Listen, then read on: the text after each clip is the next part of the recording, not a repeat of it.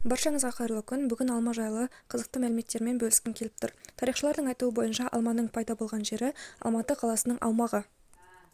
Алманың құрамында А, В1, В6, С витаминдері бар. Жалпы алма қант қысым ауруларына және жүрек ауруларына, көз ауруларына өте пайдалы.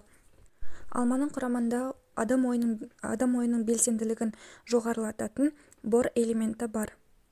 Ал алманың дәнінің құрамында адамның өміріне өте қауіпті цианид бар.